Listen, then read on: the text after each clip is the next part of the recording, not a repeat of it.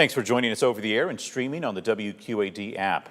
Today is Juneteenth. It recognizes the day slaves in Texas were told they had been freed years after the signing of the Emancipation Proclamation. Marshawn Gunn joins us in studio to tell us what the holiday means and what it means to folks in Clinton. Good evening, Marshawn.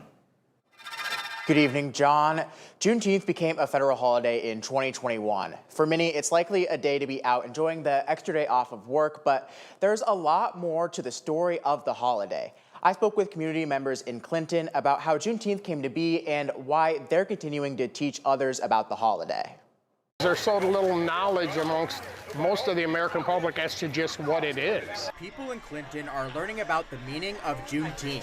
Juneteenth is not just a piece of Black history, it is a piece of American history. It started in 1863 when President Abraham Lincoln signed the Emancipation Proclamation to free slaves across the United States. The slave owners didn't pass that information on to the slaves until after the crop was done. 2.5 years later, Black people were still enslaved in Texas. If you think about that, that is like a very slow and violent response. On June 19th, 1965, nearly 2,000 troops reached Galveston, Texas, freeing the remaining enslaved people. It was the beginning of trying to give us our due.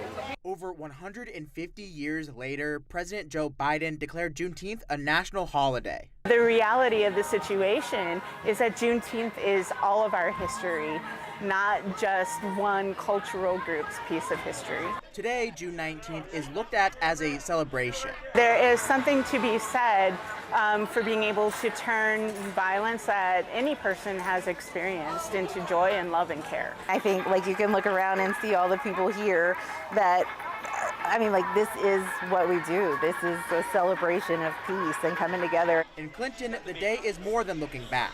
We're offering tidbits and we're just hoping to spark a little bit of curiosity in people's mind and make them want to dig a little deeper. In Clinton, Marshawn Gunn, WQAD News 8.